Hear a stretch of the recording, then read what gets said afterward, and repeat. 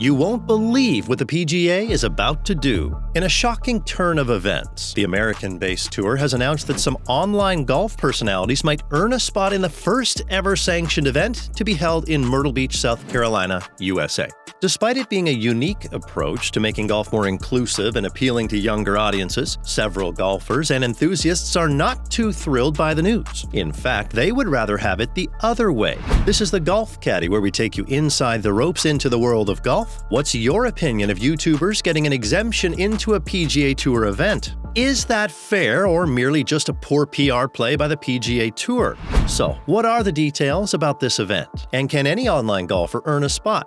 First, let's discuss how the PGA Tour is making its first ever stop in Myrtle Beach this year, as the Dunes Club will play host to a PGA Tour event for the next 4 years in May. The event will feature a full field of 144 players and a $3.9 million purse. Everyone assumed this to be a fun opposite field event for many of the middle/lower tier PGA Tour players, while the Wells Fargo signature event takes place the same week. On the 16th of February, the PGA Tour divulged more details about the Myrtle Beach Classic, most importantly revealing that there will be a shootout event in early March for YouTube golf creators and some other non-professional players to compete for a sponsor's exemption spot in the actual event. The shootout, tagged the Q at Myrtle Beach, would be a 16-player, 18-hole event, with the winner receiving an incredible opportunity to play in the PGA Tour event. Of the 16 players, 8 are prominent YouTubers, some are strong players in their own right, and others would be considered more content creators. Fueled by our love of golf and belief in the magic of a Myrtle Beach golf experience, GTS is thrilled to host the Q at Myrtle Beach and welcome the players to the golf capital of the world, said Ryan Cannon, the executive director of GTS. Although the event is not official, the contestants were not selected based on the number of views they had online. Rather, they were selected because they met the PGA Tour tournament regulation for sponsor exemptions of having a USGA handicap of 0.0 or more. This is because showcasing impressive trick shots and golf skills wouldn't be enough to make anyone a suitable competitor for professional tour golfers if they finally earn a spot in the actual event. The PGA Tour also revealed that the event won't be open to the public. However, each creator would make several videos of the event to upload on their respective pages. Also, a 90-minute documentary video of the event will be posted on the Play Golf Myrtle Beach YouTube channel on April 23.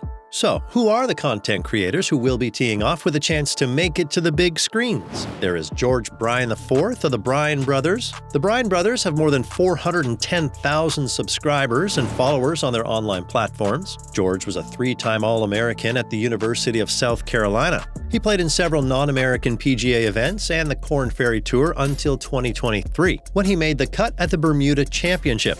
Unlike his brother Wesley, who is a regular at the PGA Tour, he spends most of his time creating golf content.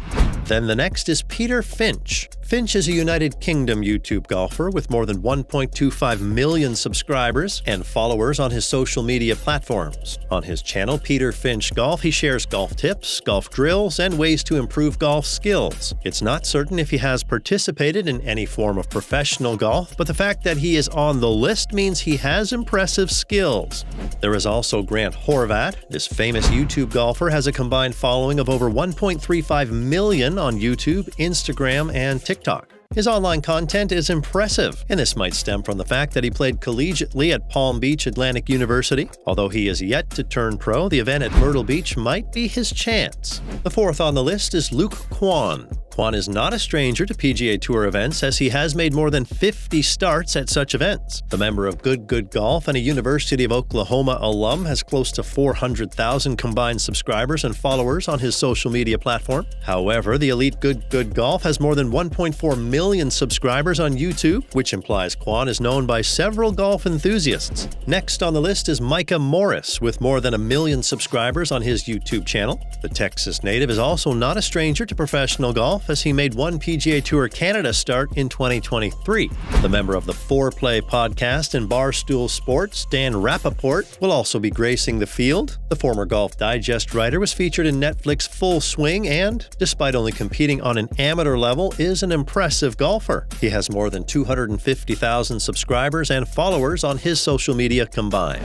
Another face we'll be seeing at the Q is Fat Perez. Nick Stube, popularly known as Fat Perez, is a member of the popular YouTube YouTube channel Bob Does Sports. The online golfer is known for his impressive skills, and apparently he meets the criteria to participate in a PGA Tour event. But is he good enough to earn a spot in the actual events? We'll soon find out. And last but definitely not least on the list is the Busted Jack duo. Mason Nutt and Cole Lance are the online golfers who make up Busted Jack. With more than 350,000 subscribers and followers online, their viewers would want to see at least one of them participate in the queue, and that's why they've both decided to compete in a playoff match to help them choose who'd best represent the team.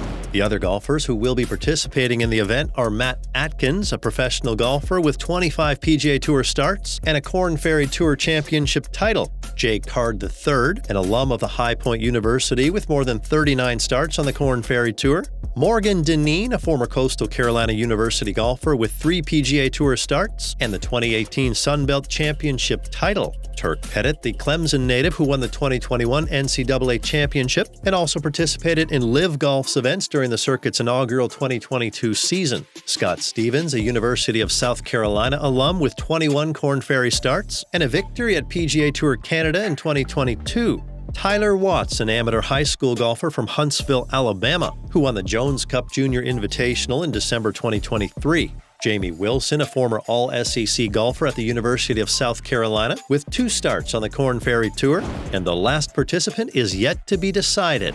All 16 of them will be competing for the final spot in the Myrtle Beach Classic, which means any of them could be lucky enough to win the $3.9 million purse and 300 FedEx Cup points. It has happened in the past. At least 12 players who got in through sponsor exemption have won on the PGA Tour. So, why are people not too thrilled about the idea? Since Live made its debut in 2022, the PGA Tour has been working overtime trying to prove to the world that they are the best in the game. They've introduced more events with no cuts and have increased their purses, but Live is still hot on their heels, and this might have triggered the decision to do something more spontaneous, something that would bring in a younger audience and also keep them ahead of Live. But it's believed that they've taken the wrong approach with the Myrtle Beach ordeal. After the announcement, several golf enthusiasts took to their X pages to rave about the inclusion of YouTubers and promised that they won't be watching the Myrtle Beach event because, in their terms, it was absolutely ridiculous. They described the absurdity of it all by saying professional PGA Tour golfers who had worked very hard to earn their spot would be on the same level as a YouTube golfer who only got lucky to be selected. A Scottish media professional even called the whole thing a joke, saying, "It's very unfair and disrespectful to the thousands of guys around the world who would make better use of an exemption than any of these players." Some went on to analyze the chosen YouTubers, making it clear that only a few, like George Bryan and Grant Horvat, deserve to participate at the queue. However, the PGA Tour golfers have not outrightly described their displeasure. Of course, they are not too pleased with the development because it ridicules the hard work they've put in to earn a spot on the field. But they're mostly grumbling in silence because when they look at it from another perspective, the Q event will bring more awareness to golf and add a little bit of excitement to the event. So what do you think about the tour's new announcement? Do you think it's okay to invite YouTube golfers to the field? And if yes, which of them do you think can swing enough to win a spot? Let us know in the comment section. Also, don't forget to like, share, and subscribe, and we'll see you in the next video.